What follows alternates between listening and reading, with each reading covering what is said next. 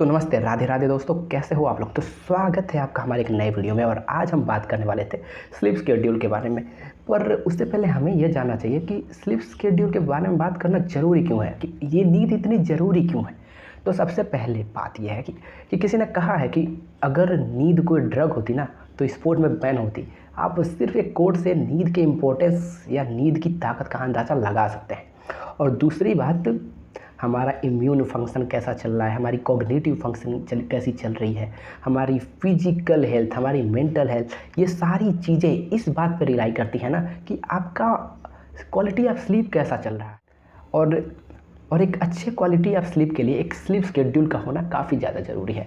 अब मैं इस टॉपिक पर एक अच्छा वीडियो बना सकता हूँ क्योंकि मैं बहुत लंबे समय तक इस प्रॉब्लम से सफ़र किया हूँ।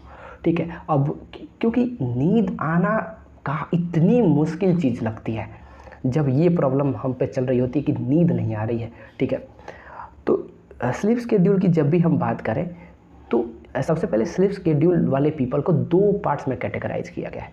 पहले नाइट आउल्स, दूसरे मॉर्निंग बर्ड। अब मॉर्निंग बर्ड क्या क्या है, जो सुबह उठ जाते हैं और जल्दी सो जाते हैं, तो इनका तो काम सही चल रहा है।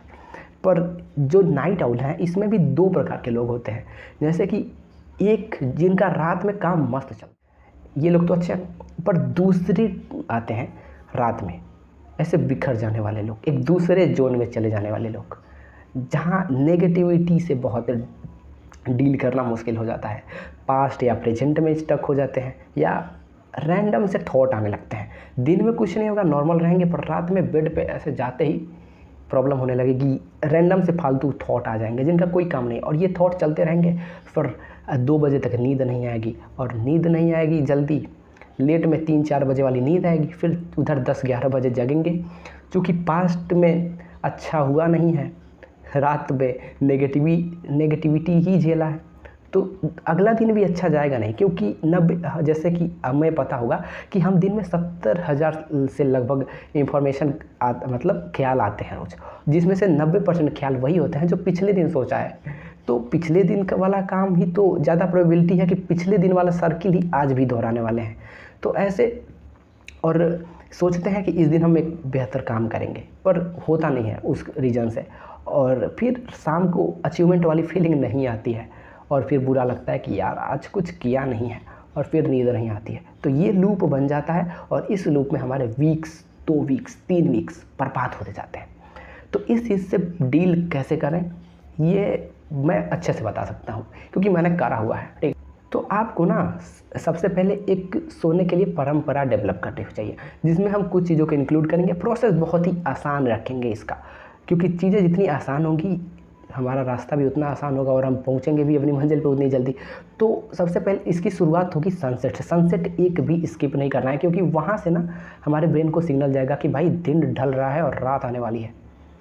दूसरी बात, जब नियर अबाउट आप डिनर कर चुके हैं, उसके 1-1.5 घंटे बाद आपको बेड पे जाना है, और बेड पे जाने से पहले फ़ोन ऑफ ही कर देना है। मतलब फ़ोन नहीं देखना है, बिल्कुल भी नहीं देखना है। और दूसरी बात, आपको टू डू लिस्ट बनाना है कल के लिए, और पहले दिन इसको कम रखना, काफ़ी कम रखना। इसको डे बाई डे इम्प्रूव करना, इंक्रीज करना, बढ़ाते जाना, +1 रूटीन करके, क्योंकि ये कंप्लीट हो जाए तो करना। क्योंकि ऐसे ना बर्डन नहीं आएगा और आसान होगी, और शाम को फुलफिलमेंट वाली एक प्यारी सी फीलिंग आएगी। ठीक है, और तीसरी बात जो करनी है, आपको ज़्यादा मात्रा में वाटर नहीं लेना है। सोने से 1 घंटा पहले जब आप रूम की पिच डार्क करने जाएं या फ़ोन रखने जाएं, तो सिप करके पानी पी सकते हैं। और फिर भी आपके ब्रेन में रैंडम से अगर थॉट आ रहे हैं तो आपको कोई भी बुक पढ़नी है।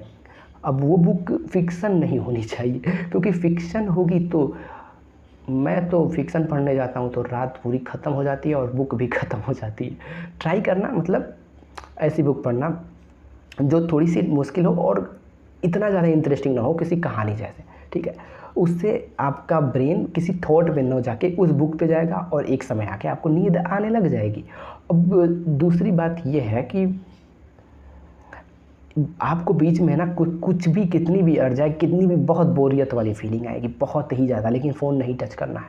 कोशिश कर दो कि फ़ोन 0% ही कर दो, हाँ, और ये थोड़ी लंबी जर्नी होने वाली है, मतलब 7 से 10 दिनों तक जर्नी होने वाली है। और ये काफ़ी टफ टाइम होता है, बीच में गिव अप करने का मन करता है क्योंकि नींद नहीं आती है, बेड पे बार बार इसी बारे में सोचते हैं, यार क्यों नहीं आ रही है नींद, क्यों नहीं आ रही है नींद, मुझे ज़रूर ही क्यों है अपना स्लीप शेड्यूल फिक्स करने का। लेकिन बार बार आपको मोटिवेटेड रहना है, ये मैं अपने एक्सपीरियंस से बता रहा हूँ कि स्लीप शेड्यूल फिक्स करना है तो करना है। ये 7 से 10 दिनों की जर्नी तो है, मतलब नींद आनी लग जाएगी इसके बाद से।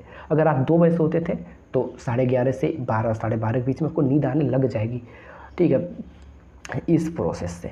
क्योंकि आपको दिन में अचीवमेंट वाली काम, मतलब टास्क कंप्लीट किए हैं, तो शाम को अच्छी फीलिंग भी आने वाली है। तो ये बस इतने सारे स्टेप हैं, इसको आपने कर लिया तो गारंटीड नींद आ जाएगी। क्योंकि मैंने किया है, मैं करता हूँ। और तो उस समय मेरे लिए बहुत दिक्कत होती थी, पर अभी मैं कर लेता हूँ और आप भी गारंटीड कर लोगे। तो इतना सा ही है, बेस्ट ऑफ लक।